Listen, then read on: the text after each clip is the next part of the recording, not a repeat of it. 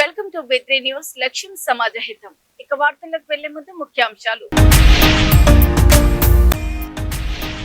ప్రమాదకరంగా మారిన Jiyaguda Puranapul road GHMC స్పందించాలని ప్రయాణికులు డిమాండ్.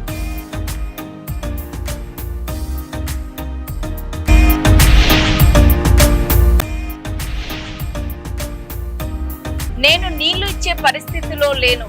కడియం శ్రీహరి కీలక వ్యాఖ్యలు.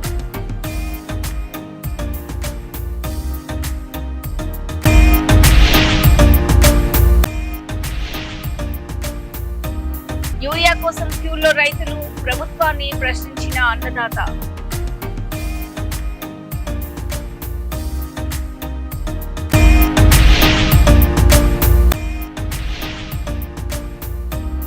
ధర్మేంద్ర ప్రధాన్ రాజీనామా వరకు పోరాటమే, నిరసనలు కొనసాగుతాయన్న కాక్రోచ్ జనతా పార్టీ. హైదరాబాద్ లోని జియాగూడ పురాణాపూల్ ప్రధాన రహదారిపై దెబ్బతిన్న రోడ్డు ప్రయాణికులకు ప్రమాదకరంగా మారిందని స్థానికులు ఆందోళన వ్యక్తం చేస్తున్నారు. హనుమాన్ ఆలయం సమీపంలో రోడ్డు ఒక భాగం దెబ్బతినడంతో పురాణాపూల్ జంక్షన్ వైపు వెళ్లే వాహనదారులు తీవ్ర ఇబ్బందులు ఎదుర్కొంటున్నారని చెబుతున్నారు. ప్రమాదాలు జరగక ముందే దెబ్బతిన్న రహదారిని తక్షణమే మరమ్మతు చేయాలని జిహెచ్ఎంసీ అధికారులను స్థానికులు కోరుతున్నారు. సార్, ఇది పురాణాపూల్ నుంచి జియాగూడ వెళ్ళే రోడ్ సార్. అయితే ఈ జియాగూడ వెళ్ళే దారిలో ఈ హనుమాన్ టెంపుల్ ఉంది రోడ్ దగ్గర. హనుమాన్ టెంపుల్ పక్కన మొత్తం మడ్డ అంతా రోడ్ పైనకి వచ్చింది సార్. దానివల్ల 2 వీలర్స్ వెళ్ళాలంటే చాలా ఇబ్బంది ఉంది సార్. ఈ రూట్లో వెళ్ళేటప్పుడు మీరు చూడొచ్చు వీడియోలో. ఈ రకంగా మొత్తం మట్టి వాటర్ అంతా వచ్చేసింది. చాలా ఇబ్బంది అవుతుంది. రోడ్ కూడా విడ్త్ కూడా కుంచుకుపోయింది. దయచేసి ఈ రోడ్ అనేది రిస్టోర్ చేస్తే ఇక్కడ చాలామంది ఇటు నుంచి పురాణాపూల్ వెళ్ళే వాళ్ళకి హెల్ప్ఫుల్ అవుతుంది సార్. సార్, ఇది పురాణాపూల్ నుంచి జియాగూడ వెళ్ళే రోడ్ సార్. అయితే ఈ జియాగూడ వెళ్ళే దారిలో ఈ హనుమాన్ టెంపుల్ ఉంది రోడ్ దగ్గర. హనుమాన్ టెంపుల్ పక్కన మొత్తం మడ్డ అంతా రోడ్ పైనకి వచ్చింది సార్. దానివల్ల 2 వీలర్స్ వెళ్ళాలంటే చాలా ఇబ్బంది ఉంది సార్. ఈ రూట్లో వెళ్ళేటప్పుడు మీరు చూడొచ్చు వీడియోలో. ఈ రకంగా మొత్తం మట్టి వాటర్ అంతా వచ్చేసింది. చాలా ఇబ్బంది అవుతుంది. రోడ్ కూడా విడ్త్ కూడా కుంచుకుపోయింది. దయచేసి ఈ రోడ్ అనేది రిస్టోర్ చేస్తే ఇక్కడ చాలామంది ఇటు నుంచి పురాణాపూల్ వెళ్ళే వాళ్ళకి హెల్ప్ఫుల్ అవుతుంది సార్. దేవాదుల ప్రాజెక్టు నీటి సరఫరాపై ఎమ్మెల్యే కడియం శ్రీహరి చేసిన వ్యాఖ్యలు చర్చనీయాంశంగా మారాయి. తాను నీళ్లు ఇచ్చే పరిస్థితిలో లేనని, సాధ్యమైనంత వరకు రైతులు ఆరుతడి పంటలనే సాగు చేయాలని సూచించారు. వరి పంట వేసిన తర్వాత నీరు అందక పంట ఎండిపోతే తనను నిందించవద్దని కూడా రైతులకు విజ్ఞప్తి చేశారు. దేవాదుల ప్రాజెక్టు ద్వారా సాగునీరు అందించే పరిస్థితులపై ఆయన చేసిన ఈ వ్యాఖ్యలు రైతుల్లో చర్చకు దారితీశాయి. నేను మీకు నీళ్ళు ఇస్తాను హామీ ఇస్తాను, హామీ మీద మీరు పొలం వేసుకుంటే 1 నెల తర్వాత 2 నెలల తర్వాత నీళ్ళు రాకపోతే అది ఎండిపోతే నన్ను శాపనార్థాలు పెడతారు. నేనేమంటానంటే సాధ్యమైనంత వరకు ఏదైనా ఆరుతడి పంటలు వేసుకోండి. ఇంత మొక్కజొన్నో, ఇంత పెసల్లో, ఇన్ని కందులో, ఇంత సజ్జనో, లేకపోతే పొద్దుతిరుగుడో ఏదో ఒకటి వేసుకోండి. లేకుండా పొలమే వేసుకోవాలనుకుంటే కొంచెం ఇంకొక వారం 10 రోజులకు సమయం ఉంది.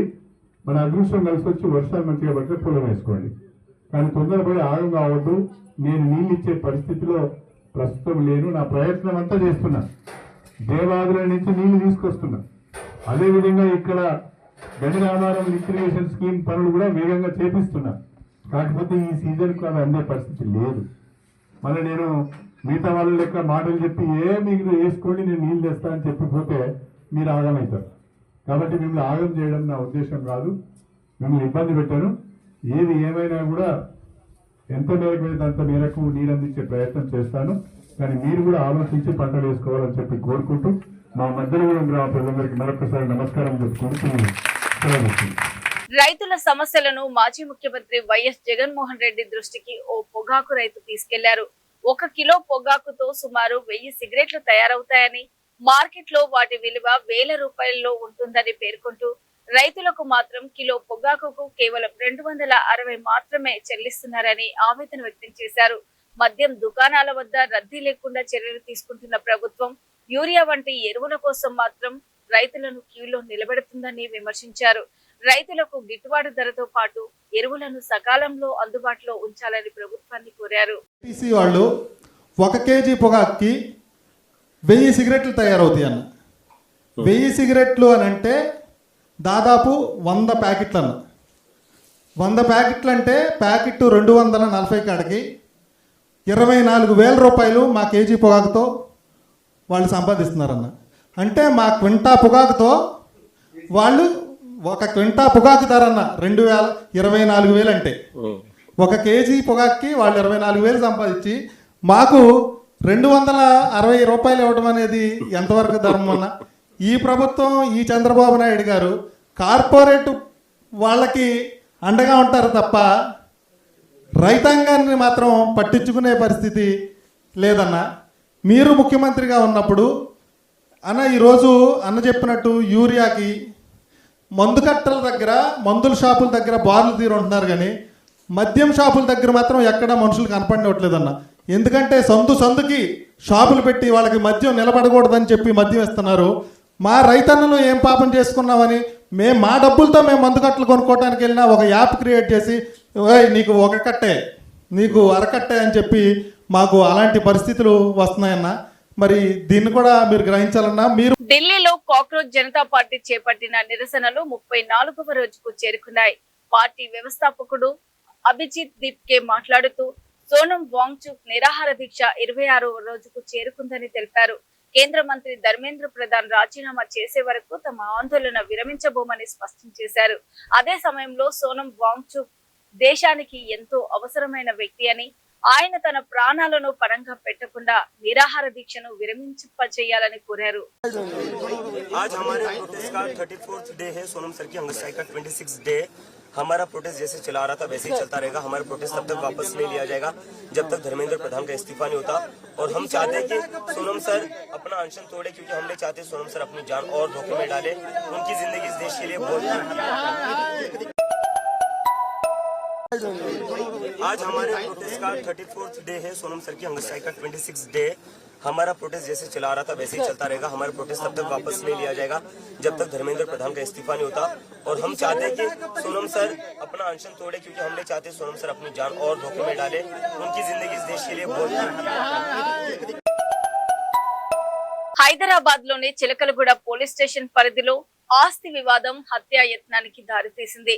పద్మావతి అనే 57 ఏళ్ల మహిళపై ఆమె కోడలు విజయలక్ష్మి కూరగాయలు కోసే కత్తితో విచక్షణారహితంగా దాడి చేసినట్లు పోలీసులు తెలిపారు. బాధితురాలి కేకలు విన్న ఇరుగు పొరుగు వారు వెంటనే అక్కడికి చేరుకొని ఆమెను రక్షించారు. మెడ, చేతులపై తీవ్ర గాయాలైన పద్మావతిని చికిత్స నిమిత్తం గాంధీ ఆసుపత్రికి తరలించారు. ఘటనపై కేసు నమోదు చేసిన చిలకలగూడ పోలీసులు నిందితురాలు విజయలక్ష్మిని అదుపులోకి తీసుకుని దర్యాప్తు కొనసాగిస్తున్నారు.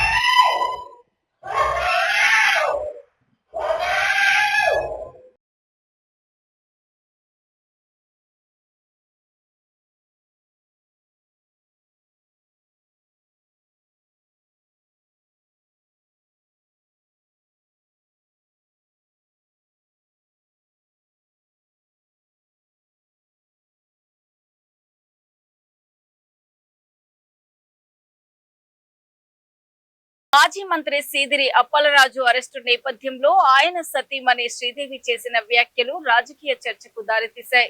రాష్ట్రంలో శాంతి భద్రతల పరిస్థితి ఆందోళనకరంగా మారిందని ఆమె ఆరోపించారు. తన భర్తను ఎందుకు అరెస్ట్ చేశారు, ప్రస్తుతం ఆయన పరిస్థితి ఏంటో ఇప్పటి వరకు పోలీసులు స్పష్టత ఇవ్వలేదని అన్నారు. అడ్వకేట్ ను లోపలికి అనుమతించారని, అరెస్టు సమయంపై భిన్న కథనాలు వినిపిస్తున్నాయని పేర్కొన్నారు.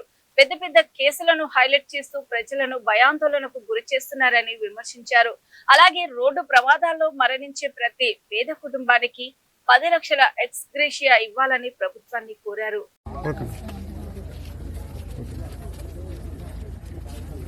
ప్రజారాజ్యం ఎక్కడికి వెళ్తుందో తెలియట్లేదు. లా అండ్ ఆర్డర్ అయితే అస్సలు కరెక్ట్గా లేదు అనుకొని చెప్పగలను. అది పెద్ద పెద్ద ప్రొఫైల్ కేసెస్ ఇలాగే నడుపుతారా అనే దాని మీద అసలు ప్రజలు భయపడేటట్టుగా చేస్తున్నారు. ఇదంతా మెయిన్ సార్కి దేనికి తీసుకెళ్లారో ఏంటి అరెస్ట్ చేశారు అనేది ఇప్పటి వరకు కూడా బయటకి ఏం చెప్పలేదు.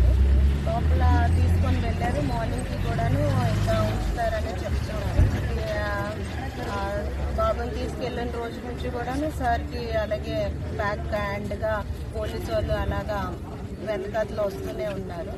కానీ ఈ మొత్తానికి చెప్పాల్సింది ఏంటనుకుంటున్నానంటే యాక్సిడెంట్స్ కేసెస్ చాలా జరుగుతున్నాయి. ప్రతి ఒక్క దాని మీద కూడాను మీరు చర్యలు తీసుకొని ఎలాగా అందరికీ తీసుకొని వచ్చేసి ఎక్స్గ్రేషియా కింద 10 లక్షలు ఇస్తున్నారు. ప్రతి యాక్సిడెంట్ కేసుల దగ్గరికి మీరు వెళ్ళేసి వాళ్ళందరినీ కూడా తీసుకొని ఆ పేద కుటుంబానికి కూడాను మీ అందరూ కూడా కాపాడుకోవాలని చెప్పి అంటే తెల్లవారు 6:30 కానీ వాళ్ళు చెప్తున్నారు మేడం. ఏమని అంటే పోలీసులు ఏం చెప్తున్నారు? మార్నింగ్ 6:30 అని అలాగేం చెప్పలేదు. కానీ అలా కంటిన్యూ అవుతుంది. లాయర్ కూడా లోపల ఉన్నారు. మీకు పంపించారు అంటే మీడియా అడిగిన దానికి బయటకు వచ్చాను. మీడియా అడిగితే తెల్లవారు మార్నింగ్ 6:30 అని చెప్పారు. అంటే మీ 6:30 అంటే జడ్జ్కి ఇప్పుడు నైట్ టైం అవ్వదు అనుకొని చెప్పారు. కానీ అది కూడాను కరెక్ట్ ఇన్ఫర్మేషన్ రాంగ్ ఇన్ఫర్మేషన్ అనేది తెలియదు. ఎందుకంటే బయట వరకు అయితే అసలు ఏం కూడాను ఎవరు కూడా మాట్లాడలేదు. అక్కడ ఉన్న పోలీస్ బెటాలియన్ మొత్తం కూడాను బయట నుంచి వచ్చింది. మనకి లోపల ఉన్న పోలీస్ బెటాలియన్ బయట ఉన్నది మొత్తం వేరే వేరేగా ఉంది. సో అది కరెక్ట్ ఇన్ఫర్మేషన్ అనేది అనుకోవట్లేదు. అందుకనే అడ్వకేట్ లోపలే ఉన్నారు సార్తో పాటే. మామూలుగా బయటకు అంటే మార్నింగ్ 6 లోపలే ఈ కార్యక్రమం వాళ్ళు చేసి వచ్చారు మీరు భావించవచ్చా? అనుకుంటున్నాం. అందుకనే మా వాళ్ళందరూ కూడాను ఇక్కడే ఉండి వెయిట్ చేస్తున్నాం. అవును. సామాజిక కార్యకర్త సోనం వాంగ్చుక్ చేపట్టిన నిరాహార దీక్ష కొనసాగుతుంది. తనను కలిసిన పలువురు పార్లమెంటు సభ్యులు, కేంద్ర మంత్రులు దీక్ష విరమించాలని కోరినప్పటికీ యువతపై పోలీసులు వ్యవహరించిన తీరుకు నిరసనగా దీక్ష కొనసాగించాలని నిర్ణయించుకున్నట్లు ఆయన తెలిపారు. శాంతియుతంగా నిరసన వ్యక్తం చేస్తున్న యువతపై భవిష్యత్తులో ఇలాంటి బలగాలను ప్రయోగించవద్దని కేంద్ర ప్రభుత్వానికి విజ్ఞప్తి చేశారు. తమ ఉద్యమం పూర్తిగా అహింసా మార్గంలోనే కొనసాగుతుందని సోనం వాంగ్చుక్ స్పష్టం చేశారు. नमस्कार साथियों, मैं अभी भी जिंदा ही हूँ. ये 25वां दिन है मेरे अनशन का. 25वें दिन तक लगभग मेरा 11 किलो वज़न कम हुआ है और काफ़ी मांसपेशियाँ कम होने लगी हैं, मगर ठीक ही हूँ. कल मैं रात को यहाँ गुड़गांव के एक निजी अस्पताल में लाया गया हूँ सफदरजंग से, और मैं दाद देना चाहता हूँ उन सभी छात्रों को जिन्होंने इतने शांतिपूर्ण तरीके से खुद पर लाठियाँ खाते हुए वापस कोई हमला ना करते हुए, हालांकि बहुत उकसाने पर भी और कुछ तत्वों को पत्थर फेंकने के लिए लाए जाने पर भी आपने सब्र से काम लिया. मैं बहुत ही मेरा दिल पिघल गया इससे, और क्योंकि उन पर बहुत ही बर्बरता से हमले हो रहे थे, इसलिए मैंने अपना अनशन जारी रखने का फैसला किया था. अब भी मेरे पास बहुत से नेतागण आए अनशन तोड़ने की अपील के साथ, जिसमें शासक दल के मंत्री भी आए और सांसद लगभग 65 के हस्ताक्षर और यहाँ आकर अपील कर रहे हैं कि मैं अनशन तोड़ूं और वापस देश सेवा में लग जाऊं. मैं खुद भी ऐसा ही करना चाहता हूँ. मेरे लिए मेरा काम बहुत ज़रूरी है, मगर मैं सरकार से विनती करता हूँ कि वो और ऐसे ताकत बल का प्रयोग न करें बच्चों पर और दूसरी बात, उन पर आरोप और एफआईआर जिससे कि उन्हें सताया जा सके जेल या पुलिस द्वारा, ये न करने की मुझे आश्वासन चाहिए। और वो आश्वासन अगर जल्द मिल जाए तो मैं आप सबके और जो नेतागण यहाँ पर आए उनकी बातों का इज़्ज़त करते हुए अनशन आज ही तोड़ूंगा। मगर अगर ऐसा कोई आश्वासन नहीं आए तो बदकिस्मती से मुझे ये अनशन जारी रखना पड़ेगा। जय हिंद। నీట్ విద్యార్థులకు మద్దతు తెలిపేందుకు వెళ్లిన తనను పోలీసులు అరెస్ట్ చేశారని నటి ఆయేషా ఖాన్ ఆరోపించారు. నిరసన వ్యక్తం చేసేందుకు అనుమతి లేదని పోలీసులు చెప్పడంతో అక్కడి నుంచి వెళ్లిపోతున్న సమయంలోనే బలవంతంగా పోలీస్ వ్యాన్లోకి ఎక్కించి అదుపులోకి తీసుకున్నారని ఆమె తెలిపారు. విద్యార్థులకు మద్దతుగా నిరసన వ్యక్తం చేస్తున్నారనే ఆరోపణలతో ముంబై పోలీసులు ఆమెను అరెస్ట్ చేసినట్లు సమాచారం. అయితే తాను రోడ్డు పక్కన నిలబడి ఉండగా ఎలాంటి కారణం లేకుండానే అరెస్ట్ చేశారని ఆయేషా ఖాన్ ఆరోపించారు.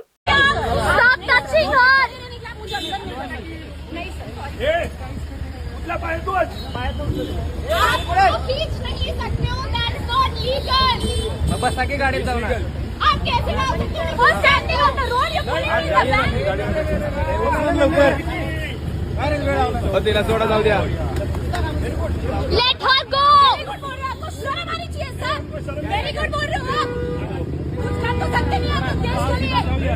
My hands are literally shivering right now.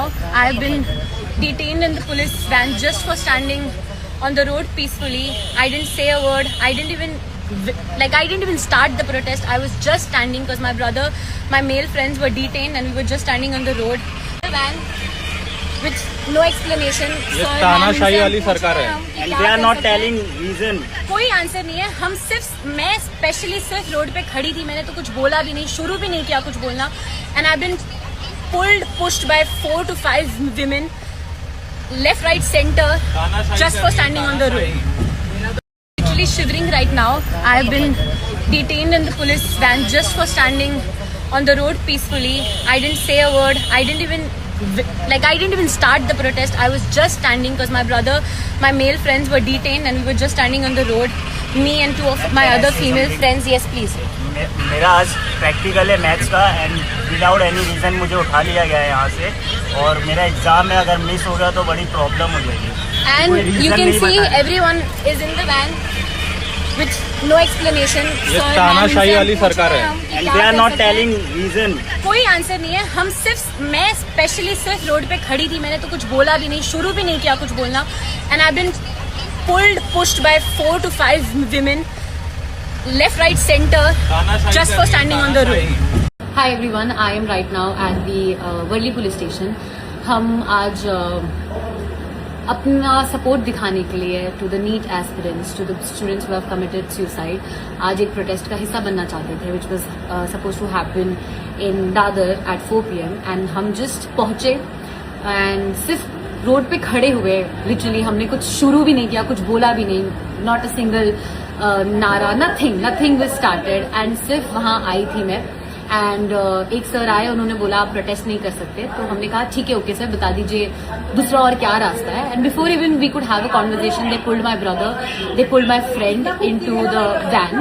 And after they pulled my brother and my friend, of course I didn't know where to go, what to do, because मैं इस एरिया में पहले कभी आई नहीं हूँ.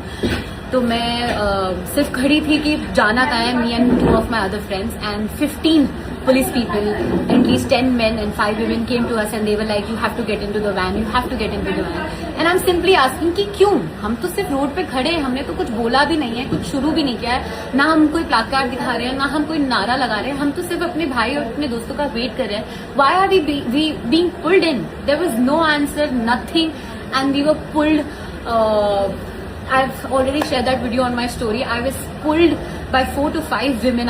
I used all the strength I could to try not getting into the van, but they pulled us in. पूरे van हम पूछते रहे कि आपने हमें क्यों डिटेन किया है, हमने गलती क्या की, आप एटलीस्ट वो तो बताइए. No answer, no accountability, nothing, कुछ भी, किसी ने कोई जवाब नहीं दिया. और हमें दादर से दूर वर्ली लेकर आए, अभी वर्ली पुलिस स्टेशन में. I would really like to respect the people who are here. यहाँ के पुलिस वाले बहुत ही स्वीट है, उन्होंने बहुत ही स्वीटली बात की. But my question is still the same कि जिन लोगों ने हमें ऑन ग्राउंड जबरदस्ती की है, जिन लोगों ने मुझे धक्का मारा है, मेरे दोस्तों को धक्का मारा है, मेरे भाई को धक्का मारा है, What was our fault? What is our fault? Just being there, हमने तो बात भी नहीं की थी, हमने तो सपोर्ट शुरू भी नहीं किया था. Just for standing on the road, and if you're saying the law is that 5 people cannot stand on the road, the law first of all starts from the 23rd of July, and we were 3 people. So my question is why? Why am I sitting in this police station right now? ఇవి ఇప్పటి వరకు ఉన్నటువంటి bulletin updates. ప్రమాదకరంగా మారిన Jiyaguda Purana Pul road, GHMC స్పందించాలని ప్రయాణికులు demand.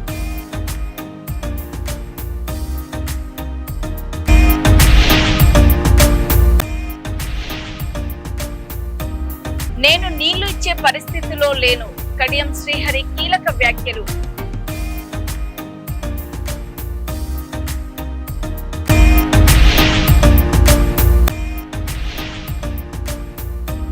Urea కోసం క్యూల్లో రైతులు, ప్రభుత్వాన్ని ప్రశ్నించిన అన్నదాత.